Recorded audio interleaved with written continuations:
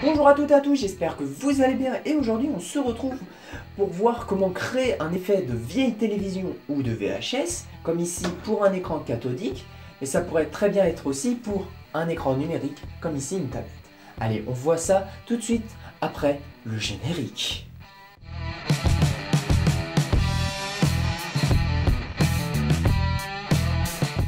Désolé de vous couper, mais j'ai créé un pack de son VHS après le tournage de cette vidéo. Du coup, je vous le propose en téléchargement dans la description.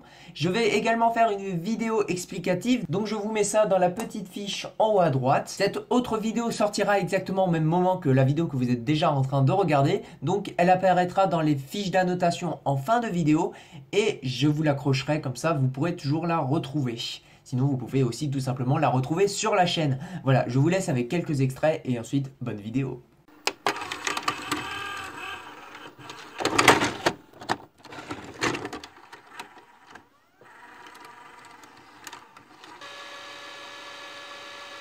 Bien, donc pour réaliser ces effets, on pourrait avoir différents choix, comme utiliser Adobe Premiere Pro ou After Effects.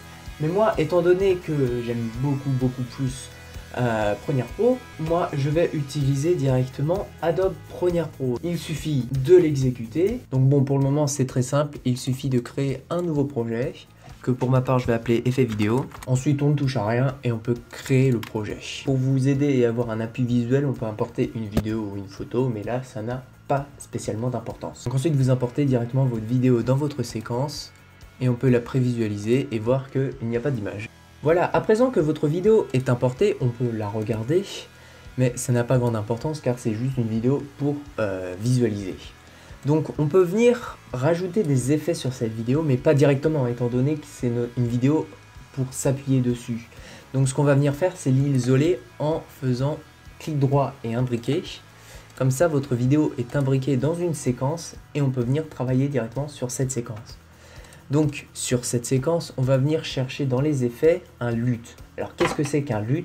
Un LUT, c'est tout simplement quelque chose qui change les couleurs. Par exemple, ici, je peux mettre un effet noir et blanc. Je pourrais très bien mettre quelque chose comme un effet un peu brun.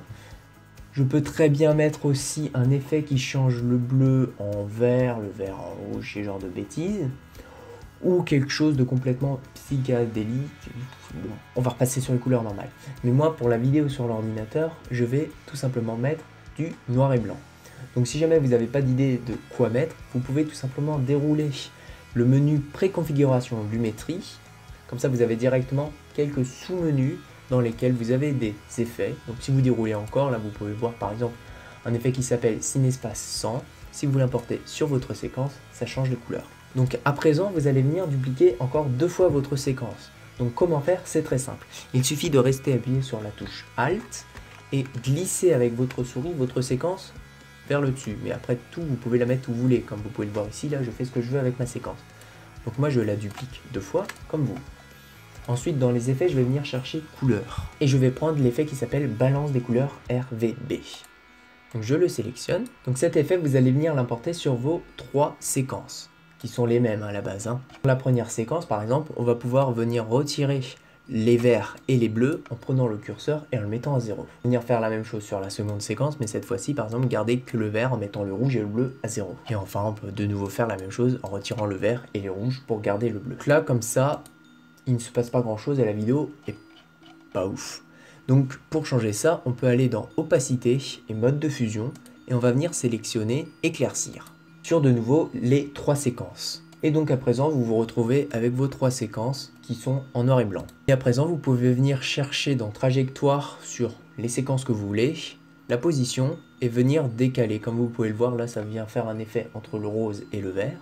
Mais je peux très bien décaler une autre séquence qui, elle, va faire d'autres couleurs, comme ici le bleu et le jaune. Ou encore la troisième, qui va en faire encore d'autres couleurs, comme ici le bleu et le rouge. Donc moi je vais décaler très légèrement chacune des séquences, ceci, et comme vous pouvez le voir, là si je mets en plein écran, ça fait un peu comme si les couleurs avaient bavé, mais ça reste quand même du noir et blanc. À présent on va venir créer ce qu'on appelle un calque d'effet. Donc pour ça vous allez venir vous rendre dans votre projet, y faire clic droit, nouvel élément, Et dans le sous-menu qui s'ouvre, vous allez sélectionner un calque d'effet. Donc dans votre projet, un nouveau calque d'effet est apparu. Vous pouvez venir le glisser au-dessus de vos 3 séquences. Comme vous pouvez le voir, c'est à la taille d'une image, mais vous pouvez l'étirer à la longueur que vous voulez. Et donc sur ce calque d'effet, nous allons rajouter d'autres effets qui vont venir s'additionner aux 3 autres qu'on a déjà pu faire sur nos séquences. Donc on va commencer par un effet de grain. Donc dans effet, on va venir chercher le bruit, parce que ce qu'on appelle le grain sur Premiere Pro, c'est le bruit. Donc on va venir chercher bruit, et donc là vous pouvez voir que dans bruit et grain, il y a bruit, bruit TLS, ces genres de choses. Donc moi je vais prendre le premier effet qui s'appelle bruit, et je viens l'apporter sur le calque d'effet. Et à partir de là, je peux venir rajouter ou non du grain. Comme vous pouvez voir, par défaut c'est à 0%. Vous pouvez venir en rajouter autant que vous voulez, mais si jamais vous en mettez trop, comme ici, ça ne sert à rien. Donc on peut essayer de quelque chose comme mettre 10%. Ça rajoute très légèrement de grain, sans trop que ce soit gênant non plus. Là c'est presque à la limite qu'on ne le voit pas. Donc là quand on regarde déjà, on a quelque chose qui est assez intéressant. Et si comme moi vous avez un ordinateur pas super puissant, ça va commencer un peu à ralentir votre ordinateur. Si jamais vous voulez vraiment avoir un rendu directement, vous pouvez faire Enter sur la séquence et alors une petite fenêtre de rendu s'ouvrira, ce qui va commencer à créer le rendu. C'est pas fini, ensuite sur cette séquence on va pouvoir venir chercher un effet qui s'appelle onde progressive. Donc on peut venir directement chercher onde, et comme vous pouvez le voir dans l'effet déformation, on a les ondes progressives qu'on va pouvoir directement venir rajouter sur le calque d'effet. Donc ici quand on regarde, comme vous pouvez le voir, ça crée des vaguelettes, c'est pas spécialement joli. Donc ce qu'on va venir faire, c'est aller dans les formes et sélectionner rectangulaire. Et comme vous pouvez le voir, ça a le même principe, mais avec des bandes. Ensuite, dans l'angle, vous allez mettre à la place de 90 degrés 0. Et comme ça va venir se mettre verticalement. Ensuite, dans amplitude, ça peut paraître beaucoup, 10, ça crée quand même un très gros décalage, donc on peut le mettre par exemple à 2. Donc il y a quand même un décalage, mais quand même beaucoup moins présent. On peut même essayer de le mettre entre 3 et 4, si on veut avoir un effet un peu plus prononcé. Et ensuite, sur la période, on peut augmenter beaucoup, parce que bon là, ils sont très serrés directement sur la ligne. Donc on peut monter, je pense quand même jusqu'à peu près 500. Et même 500, ils sont quand même encore vachement proches, comme on peut le voir ici sur l'image. Et quand là on met play, déjà ça donne ceci. Comme vous pouvez le voir, ça monte directement, c'est pas spécialement beau. Donc sur la vitesse, on peut mettre, vous pouvez par exemple mettre 0,1, ça sera encore plus lent.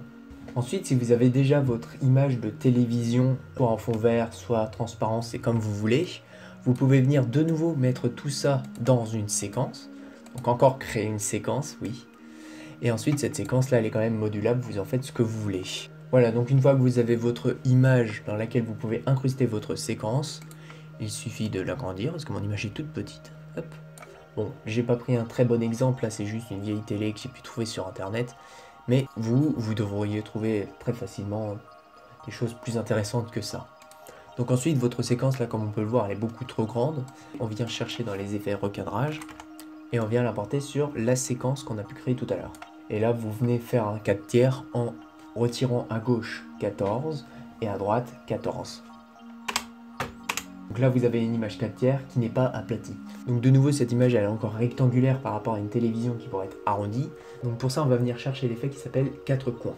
Vous pouvez le voir quand vous venez sur votre séquence imbriquée, que vous sélectionnez l'effet 4 coins, vous avez alors 4 petits coins bleus qui viennent apparaître sur votre écran et vous pouvez tout simplement déformer votre vidéo pour qu'elle corresponde un petit peu à la télévision. Et là, comme vous pouvez le voir, les têtes, elles sont peut-être un peu plus étirées, mais ça, c'est par rapport à l'angle de la télévision. Donc quand on regarde, c'est pas trop mal. Bon, après moi, là, j'ai pris une télévision assez moderne, donc il aurait mieux fallu garder des couleurs, mais vous pouvez tout simplement retirer l'effet noir et blanc. Donc pour ça, c'est très simple, vous retournez sur chacune des séquences, et vous retirez tout simplement le couleur lumétrie que vous avez pu appliquer sur chacun des 4 séquences. Et comme vous pouvez le voir là, je retrouve mes couleurs avec le bavement. Et bien sûr, quand vous retournez sur votre séquence principale, et l'image est par défaut directement modifiée. Bien sûr, le rendu va prendre un petit peu plus de temps qu'une vidéo normale, étant donné quand même qu'il y a pas mal d'effets qui se appliquent au-dessus des uns des autres. Mais au final, vous pouvez avoir un résultat assez intéressant. J'étais en train de faire le montage de cette vidéo. J'ai eu encore une idée supplémentaire pour rendre l'effet VHS encore plus réaliste.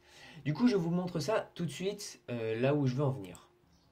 Donc le but de cette dernière méthode, c'est tout simplement de rendre l'image moins nette. Et pour ça, il y a vraiment des techniques très simples.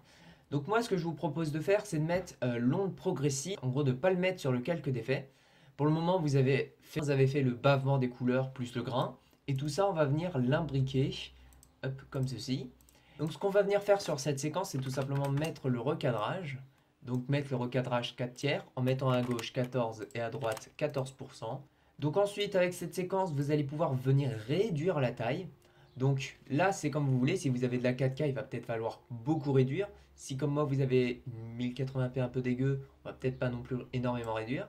Par exemple, moi, je vous propose de réduire à peu près de 50%. Donc là, je vais mettre 50. Hop. Et ensuite, ça, on va venir à nouveau l'imbriquer, comme ceci. Et ensuite, cette séquence, on peut venir à nouveau la zoomer. Et comme ça, on va venir perdre en qualité. Alors moi, ce que je vous propose, c'est quand même vachement réduire. Comme ça, on va vraiment avoir une grosse différence entre la vidéo originale et le résultat, entre guillemets, abîmé, on va dire.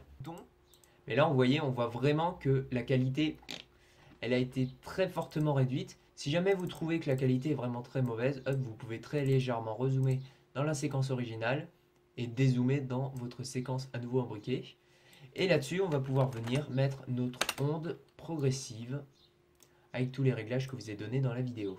Sauf que comme on a zoomé, on va peut-être devoir réduire la période. Voilà, j'exporte quelques secondes et je vous mets le résultat tout de suite. Ou encore quand on clique sur des boutons. Comme vous avez pu le constater au début de la vidéo, nous avons aussi une intro. Eh Michael, tu es flemmard et incompétent comme moi, pas vrai? Évidemment, Jonathan.